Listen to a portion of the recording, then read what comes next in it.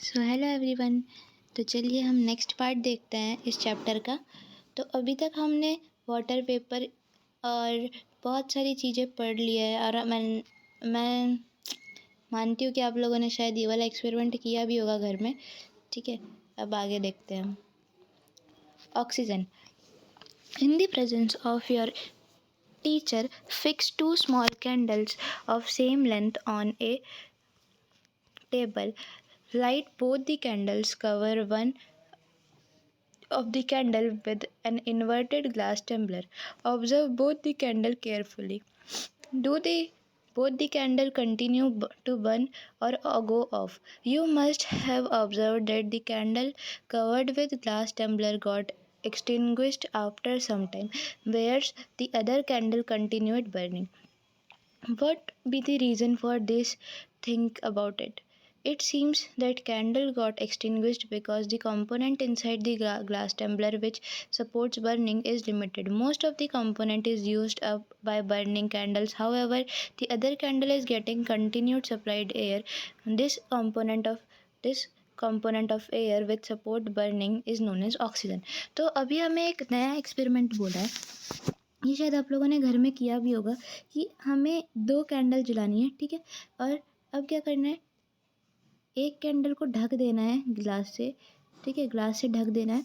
अब देखना है कि कौन सबसे पहले बुझेगी। तो हम देख पाएंगे कि जो कैंडल कप के अंदर ढकी हुई है वो क्या है, वो बुझ जाएगी। ठीक है, थोड़ी देर बाद बुझ जाएगी। क्यों? क्योंकि उसके पास ऑक्सीजन ये सब लिमिटेड मात्रा में है।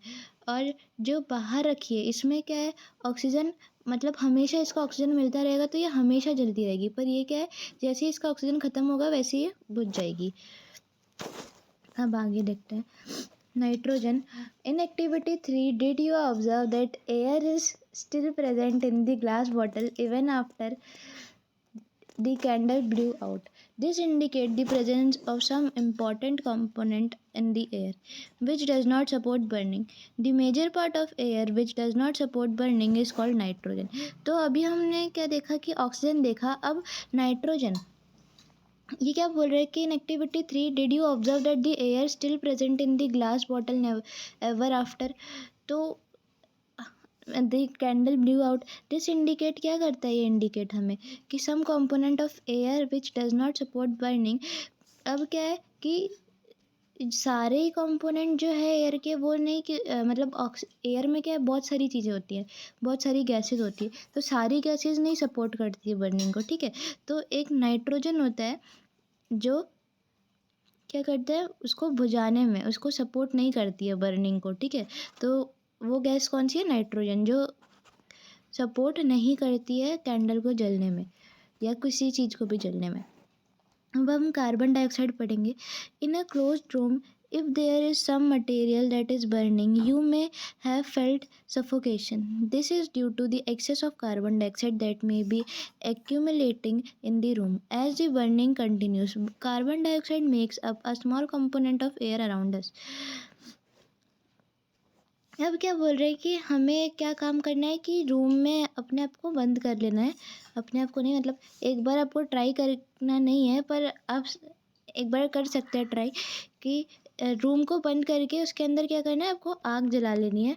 ठीक है, अब आप थोड़ी देर बाद क्या फील करते हैं, कभी आपने महसूस किया होगा, आपको एक सफोकेशन होने लगती है। ठीक है, वो सफोकेशन मतलब आपका दम घुटने लगता है। वो सब क्यों? क्योंकि excess of carbon dioxide produce होती है उस टाइम पे। ठीक है, तो जो बर्निंग के बाद जो गैस निकलती है वो क्या होती है, कार्बन डाइऑक्साइड। तो जब हम बर्न करते हैं तो जो कार्बन डाइऑक्साइड निकल रही है वो क्या करती है, हमें सफोकेशन देती है, सफोकेशन कर देती है। क्योंकि हम क्या लेते हैं, ऑक्सीजन लेते हैं और कार्बन डाइऑक्साइड तो छोड़ते हैं। ठीक है, तो कार्बन डाइऑक्साइड क्या है, ज़्यादा हो जाएगी तो हमें क्या होगा, एक घुटन महसूस होगी, क्योंकि ऑक्सीजन तो है ही नहीं हमारे पास। अब carbon dioxide makes the small component of air. तो कार्बन डाइऑक्साइड क्या है, एक छोटा कंपोनेंट है एयर में।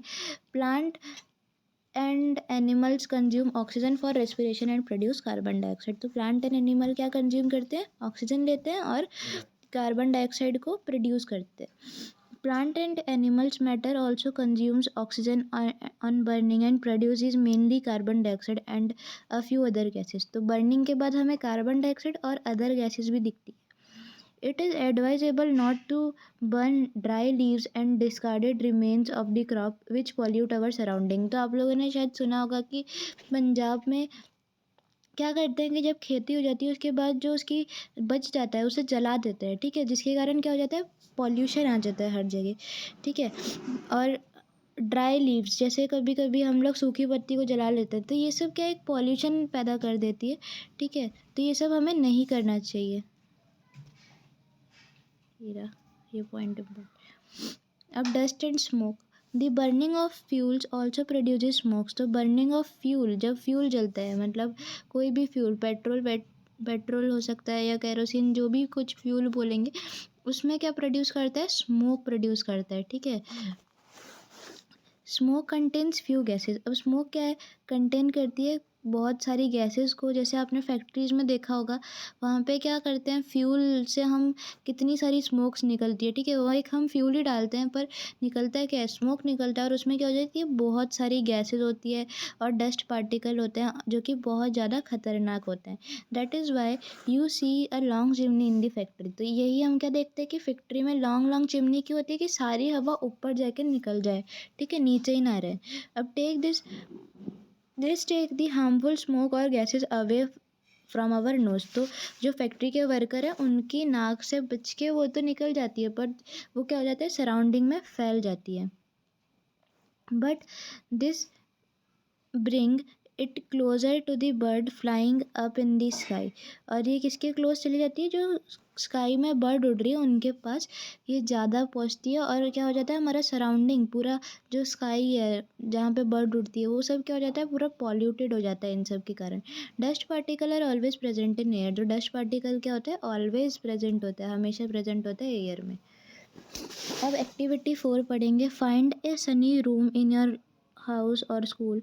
Close all the doors and windows with curtain pulled down to make the room dark. Now open the door or window facing the sun just a little in such a way that the sun it allows sunlight to enter the room only through a slit.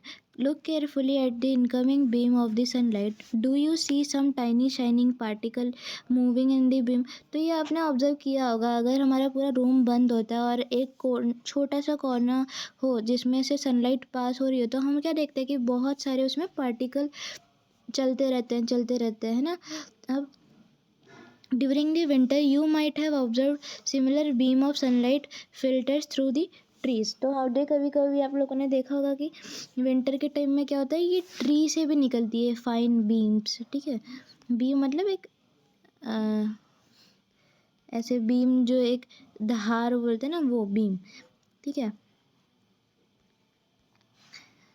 Similar beam of a sunlight filters through the tree in which dust particle appears dance merrily around। तो उसके क्या बोल रहे हैं कि ऐसे particles कैसे फटाफट मूव करते हैं बीम के अंदर, जो सनलाइट हमें एक छोटी सी दिखती है ना, तो वो कैसे लगते हैं कि वो डांस कर रहे हैं सारे। This shows that the air also contain dust particle. तो इससे हमें क्या पता चलता है कि एयर क्या कंटेन करता है, डस्ट पार्टिकल, ठीक है। ये उसका एक्सपेरिमेंट है, एयर के डस्ट पार्टिकल कैसे प्रेजेंट रखता है अपने अंदर, कंटेन कैसे करते हैं। The presence of dust particle in the air varies from time to time and from place to place. तो जो डस्ट पार्टिकल है वो वेरी करता है प्लेस टू प्लेस और time to time. We inhale when we breathe through our nostril. Fine hairs mucus are present inside the nose to prevent the dust particle from getting into respiratory system।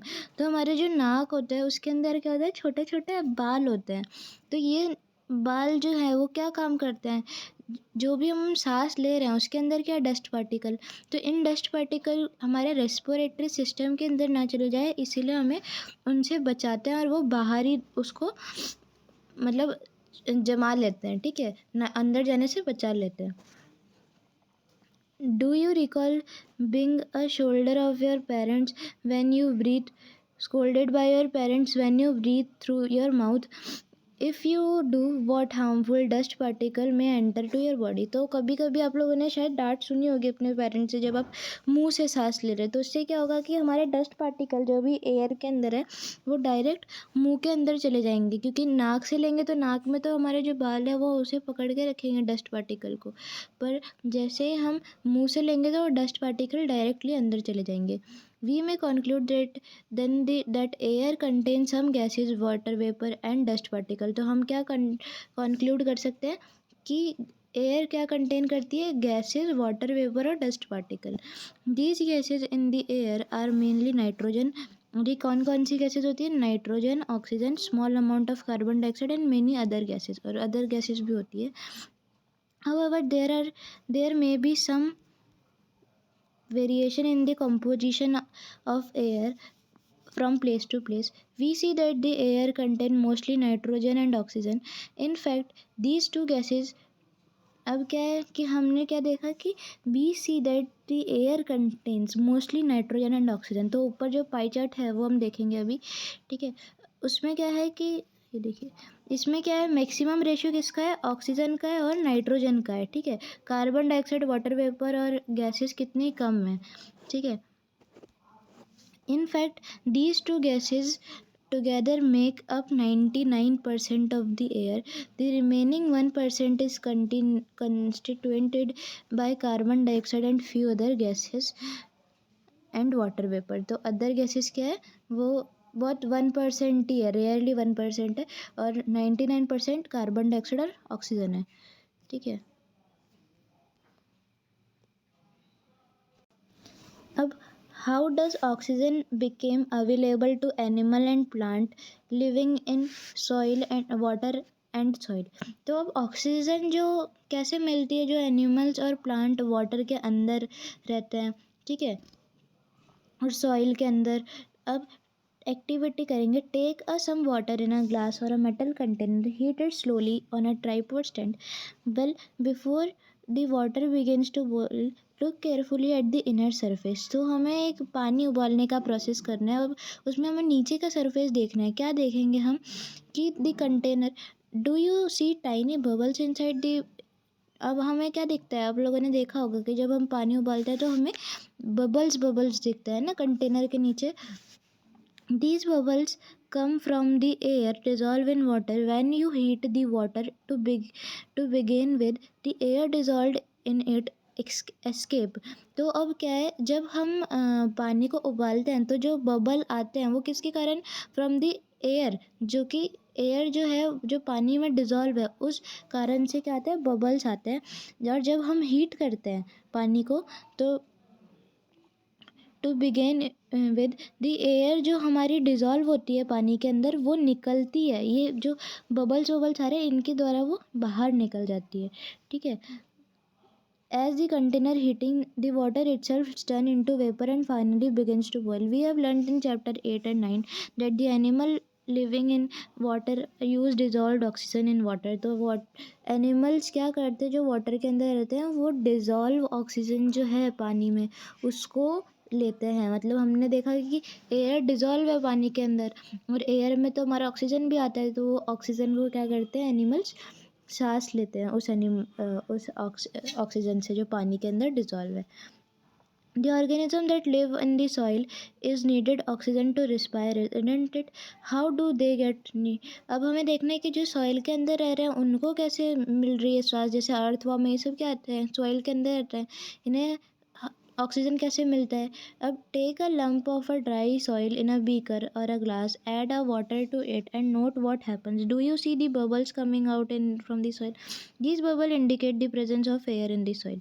अब हमें क्या करना है, एक dry soil लेना है, soil का एक लम्ब मतलब एक मोटा सा पत्थर जैसा होता है ना वैसा सॉइल ले लेना है। अब उसको पानी में छोड़ देना है। तब हम देखेंगे कि आप लोगों ने देखा होगा शायद कि जब हम पानी को छोड़ देते हैं तो उसमें से क्या बबल्स बबल्स निकलने लगते हैं ना, और आवाज़ भी आने लगती है।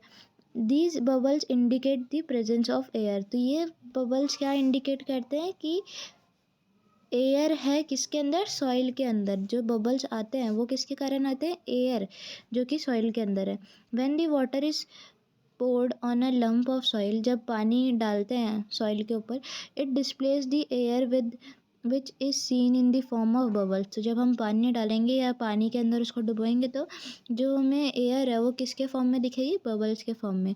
The organism that live inside the soil and plant roots respire in this air. और जो सॉइल के अंदर एनिमल रह रहे हैं या प्लांट जो उनकी रूट है वो सब कैसे सांस लेते हैं? इसी टाइप से लेते हैं, ठीक है. क्योंकि अब सॉइल के अंदर हमें पता चल गया है कि एयर है तो वो आराम से सांस ले सकते हैं. A lot of carbon dioxide a lot end of A lot of burrows and holes are found in a deep soil by animal living in the soil. These burrows makes the space available for the air to move in and out of the soil. However, when it is rains heavily, water fills up and all the space is occupied by this air in the soil. In this situation, animal living in the soil have to come out for respiration. तो अब क्या है, आप लोगों ने देखा होगा कि जैसे स्नेक है, ये रैबिट है, ये सब क्या बनाते हैं? एक बोरो बना लेते हैं, होल बना लेते हैं, ठीक है. तो ये सब किसके लिए? कि उनको सांस मिले, आराम से एयर मिले ब्रीथ करने के लिए. पर जैसे ही कभी कभी बारिश बहुत ज़्यादा तेज़ हो जाती है तो क्या होता है कि उनका जो बोरो होता है या होल होता है उसमें भी क्या भर जाता है? पानी भर जाता है, ठीक है. और water फिल्स up all the spaces occupied by the air in the soil. तो एयर जो भी है सारी सॉइल में क्या हो जाती है? एयर आ जाती है, ठीक है. और उनको क्या सांस लेने में बहुत प्रॉब्लम होती है, इसलिए वो क्या करते हैं सब. आप लोगों ने देखा होगा कि स्नेक क्या करते हैं? बारिश के टाइम पे बाहर आ जाते हैं. फिर जो फ्रॉग होते हैं वो सब बाहर आ जाते हैं. वो सब क्यों? क्योंकि उनको सांस नहीं मिल पा रही होती है, क्योंकि उनके होल में जहाँ पे वो रहते हैं वहाँ पे क्या हो जाता है? पानी भर जाता है, ठीक है. In this situation, animals living the soil have to come out for the respiration. Could this be reason why earthworm come out of the soil only during heavy rain? तो यही reason भी है कि earthworm क्यों आते हैं बाहर. Have you ever wondered why all the oxygen of the atmosphere does not get used up through a large number of organisms are consuming it? Who is refilling the oxygen in the atmosphere. तो अब हमें वो पूछ रहे हैं कि कैसे oxygen बार बार आती है, क्यों ऑक्सीजन ख़त्म नहीं होती एयर में से, है ना. ये सब आपके मन में क्वेश्चन आते होंगे. How is the oxygen in the atmosphere replace. तो अब हम देखेंगे कि ऑक्सीजन कैसे रिप्लेस होती है, कैसे बार बार आती है. In the chapter 7 you have read about photosynthesis. तो हमने फोटोसिंथेसिस के बारे में पढ़ा है. इन दिस प्रोसेस, इसमें क्या होता है कि जो प्लांट है वो क्या करते हैं? अपना प्लांट जो खाना बनाते हैं उसी प्रोसेस को फोटोसिंथेसिस कहते हैं. और ये कैसे होता है? Make their own food and oxygen is produce along it. तो वो कार्बन डाइऑक्साइड और सनलाइट के प्रेजेंस में क्या करते हैं? ऑक्सीजन प्रोड्यूस करते हैं और अपना खाना बनाते हैं, ठीक है. Plant also consumes oxygen for respiration. तो प्लांट क्या कंज्यूम करता है? Oxygen for respiration, but they produce more it. देखो, प्लांट लेते हैं ऑक्सीजन है पर उससे ज़्यादा भी वो कार्बन डाइऑक्साइड लेते हैं, ठीक है. और जितना वो लेते हैं उससे कई ज़्यादा वो क्या करते हैं? छोड़ते भी है, मतलब प्रोड्यूस भी करते हैं, हमें भी देते हैं, ठीक है. That is why we say that plants produce oxygen. और इसीलिए हम कहते हैं कि प्लांट क्या है? ऑक्सीजन प्रोड्यूस करते हैं. It is obvious that animals can not live without plant. तो ये हमें पता है कि एनिमल्स क्या है? लिव नहीं कर सकते विदाउट प्लांट के. एनिमल्स में हम भी आ गए, ठीक है. हम एक सोशल एनिमल है,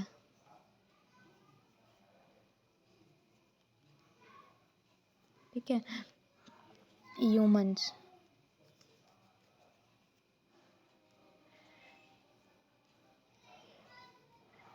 एंड कहाँ पे? हाँ, it is the balance of oxygen and carbon dioxide in the atmosphere is maintain through respiration in the plant and animal. तो जो बैलेंस मेंटेन रहता है वो किसके कारण? ऑक्सीजन और कार्बन डाइऑक्साइड के कारण, ठीक है. And by the photosynthesis in the plant. और फोटोसिंथेसिस जैसे जो हम सांस ले रहे हैं, प्लांट सांस ले रहे हैं, फोटोसिंथेसिस कर रहे हैं, इन सब प्रोसेस के कारण क्या है? कार्बन डाइऑक्साइड और ऑक्सीजन मेंटेन रहता है एटमॉस्फेयर में. This shows the interdependence of the plant and animal. और यही क्या शो करता है? इंटरडिपेंडेंस. मतलब हम प्लांट पर डिपेंड है और प्लांट हम प्लांट पर डिपेंड है और प्लांट भी हम पे डिपेंड है. अगर हम नहीं देंगे उनको पानी तो मर जाएंगे वो, ठीक है। We can now appreciate how important air is for the life on the earth. तो हमें पता चला कि कितनी ज़्यादा इम्पॉर्टेंट है एयर हमारे लिए, ठीक है।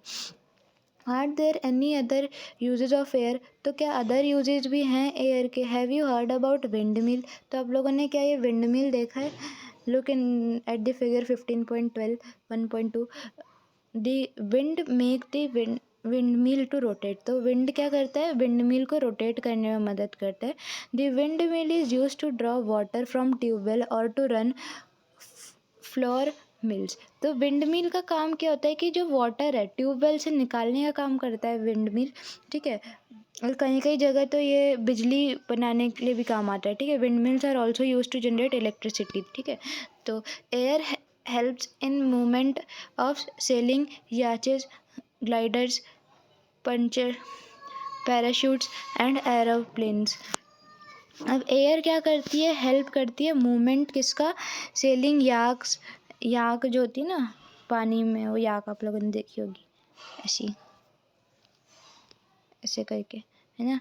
और ग्लाइडर्स, ग्लाइडर्स जो होते हैं जो आप पैराग्लाइडिंग टाइप्स करते हैं, ठीक है। पैराशूट्स होते हैं, एरोप्लेन, इन सब कैसे उड़ पा रहे हैं? ये सब एयर के कारण ही उड़ पा रहे हैं। Birds, bats and insects can fly due to air, the presence of air. और बर्ड्स, बैट, इंसेक्ट ये सब भी किसके कारण फ्लाई कर पाते हैं? एयर के कारण। Air also helps in the dispersal of seeds and pollen of flowers of several plant। अब क्या करते हैं? एयर सबसे इम्पॉर्टेंट काम भी करता है। एक ये इम्पॉर्टेंट ही है कि जो जैसे विंड, सपोज़ ये कोई ट्री है, ठीक है, इसका फ्रूट गिर गया, फ्रूट, ठीक है। अब इसके फ्रूट में सीड भी था, तो फ्रूट तो सूख गया पर सीड क्या रहा? ऐसे एकदम रहा, मतलब उधर पे जमा रहा। अब अगर सपोज तेज हवा आएगी तो ये क्या करेगी? ये सीड को अपने साथ उड़ा ले जाएगी और कहीं उसको फेंक देगी, ठीक है। अब वो सपोज ये कोई एक खेत था, अब ये नया खेत है, तो इस खेत में भी क्या होगा? थोड़े दिनों बाद ये वाला पेड़ उगने लग जाएगा, ठीक है। तो ये भी क्या करता है? पोलन और सीड को डिस्पर्स कराने में भी मदद करता है। Air plays an important role in water cycle. तो एयर एक इम्पॉर्टेंट रोल भी प्ले करता है वाटर साइकिल में भी। एयर क्या करता है? एवोपरेट करवा के, जो हवाएं होती है, वाटर वेपर होता है, उनको एवोपरेट करवा के ऊपर ले जाता है, ठीक है। तो ये शायद एंड था चैप्टर, ठीक है। तो हमारा चैप्टर ख़त्म हो गया। अगर एक्सरसाइज की वीडियो चाहिए तो आप लोग कमेंट कर दीजिएगा। तब तक के लिए बाय।